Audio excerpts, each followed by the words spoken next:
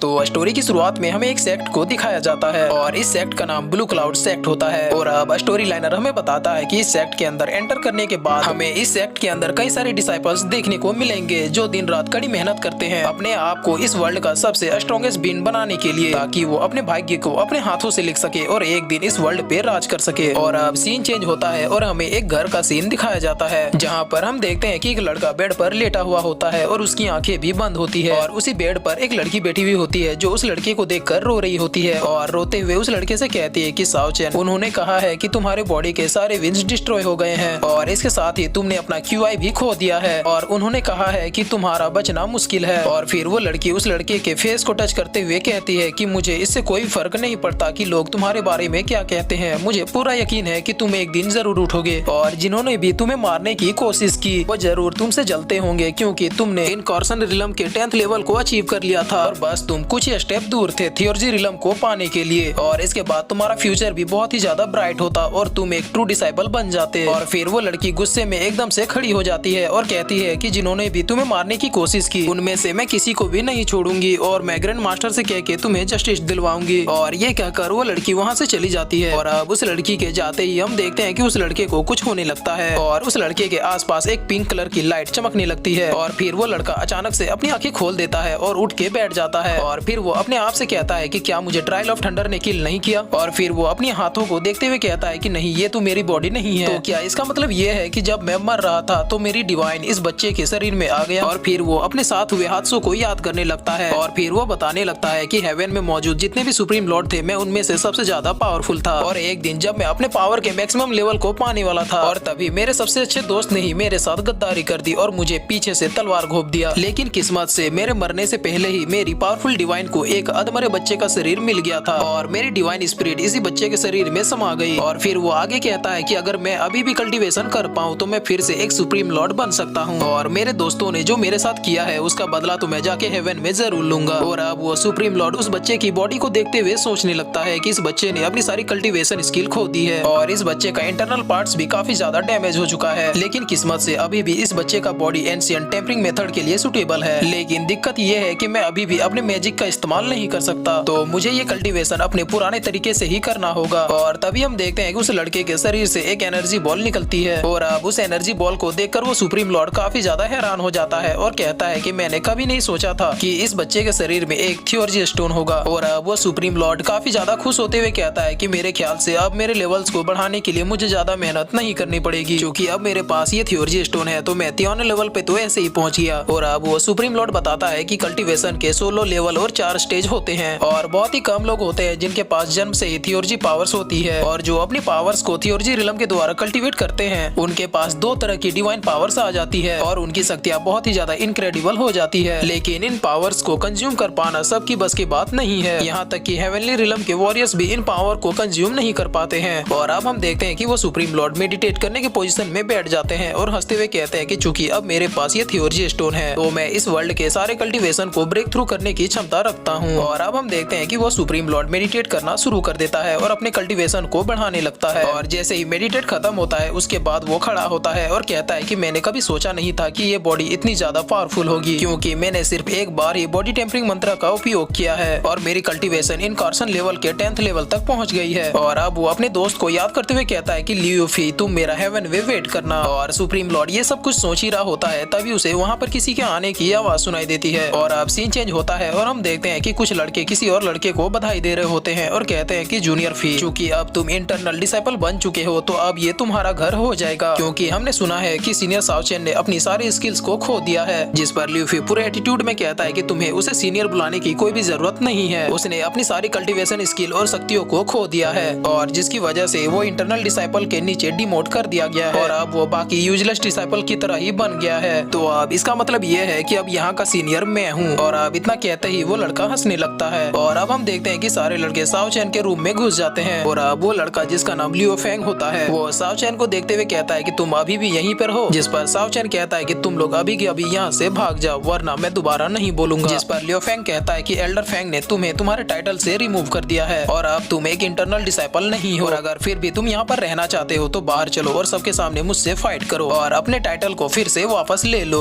और अब हम देखते हैं कि सारे डिसाइपल्स वहाँ पर पहुँच जाते हैं और सारे लोग साओ चैन को देखकर बहुत ही ज्यादा हैरान हो रहे थे और सारे लोग सोच रहे थे कि ये आखिरकार उठ कैसे गया। इसके बॉडी का तो लगभग हर एक पार्ट डिस्ट्रॉय हो गया था और अब सुप्रीम लॉर्ड को भी समझ में आ गया था कि इस बच्चे के साथ किसी की भी नहीं बनती है। और अब लियो फेंग साओ चैन के सामने आता है और कहता है कि क्या तुम्हें अभी भी लगता है कि तुम इस सेक्ट के टॉप 5 स्टूडेंट की गिनती में आते हो? तुम बस अब एक यूजलेस हो। और अब हम देखते हैं कि पीछे से लियो फेंग के दोस्त लियो फेंग से कहते हैं कि भाई ध्यान से कहीं ये मरवर न जाए वरना जूनियर जिंग मैंग तुम्हें छोड़ेगी नहीं। और अब जूनियर जिंग मैंग का नाम सुनते ही सुप्रीम लॉर्ड सोचने लगता है कि आखिर ये कौन है। और फिर साओ चैन के माइंड से उसे याद आता है कि आज से 5 साल पहले इस लड़के ने उस लड़की को एक भालू से बचाया था जब वो लड़की 10 साल की थी और साओ चैन 13 साल का। और तभी से ही जिंग मैंग साओ चैन को पसंद करने लगी थी। और साओ चैन ने भी जिंग मैंग से वादा किया था कि जब मैं एक दिन ग्रैंड मास्टर बन जाऊंगा तब मैं तुमसे शादी कर लूंगा। और अब हम देखते हैं कि लियो फेंग ये सोचते हुए कि जब साओ चैन मर जाएगा तो मैं जिंग मैंग को इम्प्रेस कर लूंगा। और यही सोचते हुए वो सीधे साओ चैन के ऊपर अटैक करने के लिए जाता है। लेकिन उसे ये नहीं पता था कि साओ चैन के शरीर में सुप्रीम लॉर्ड की आत्मा है और साओ चैन के एक ही पंच में वो सीधे दीवार से जाके टकरा जाता है। और अब ये देखने के बाद वहाँ पे मौजूद लोगों को तो अपनी आंखों पर विश्वास ही नहीं हो रहा था और सारे लोग कहने लगते हैं कि क्या साओ चैन ने अपनी कल्टीवेशन को नहीं खोया है और क्या वो उतने दिनों से नाटक कर रहा था ये जानने के लिए कि आखिरकार उसके ऊपर हमला किया किसने था। और अब सुप्रीम लॉर्ड कहता है कि तो अब अगला कौन है तुम। और अब लियो फेंग के सारे दोस्त साओ चैन के सामने माफी मांगते हैं और कहते हैं कि हमें कुछ भी नहीं पता, हम सच में नहीं जानते हैं कि आपके ऊपर किसने अटैक किया था। और तभी हम देखते हैं कि वहाँ पर एक और लड़का अपने ग्रुप के साथ आ रहा होता है और कहता है कि तुम लोगों ने यहाँ पर इतनी भीड़ क्यों लगा रखी है। तब वहाँ पे मौजूद एक लड़का कहता है कि सीनियर लुहान, दरअसल सीनियर साओ चैन ने आपके भाई को पीट दिया है। और अब ये सुनते ही लुहान सीधे अपने भाई के पास जाता है और उसकी नब्ज को चेक करता है। और अब गुस्से से खड़े होते हुए साओ चैन से कहता है कि साओ चैन तुमने मेरे भाई के इंटरनल पार्ट्स को डैमेज किया है जिसकी वजह से उसकी विंस डैमेज हो गई है और अब उसका कल्टीवेशन भी ड्रॉप हो चुका है। और तुम्हारी हिम्मत कैसे हुई मेरे भाई के साथ ऐसे ट्रीट करने की, और इसके लिए मैं तुम्हें मरते दम तक माफ नहीं करूंगा। जिस पर साओ चैन भी मजे लेते हुए कहता है कि अच्छा मरते दम तक, तो मेरे ख्याल से तुम्हें मरना होगा। और ये सुनते ही लुहान को बहुत ही ज्यादा गुस्सा आ जाता है और वो अपने मार्शल स्पिरिट को बाहर निकाल लेता है। और फिर इसी के साथ ये एपिसोड यहीं पे खत्म हो जाता है।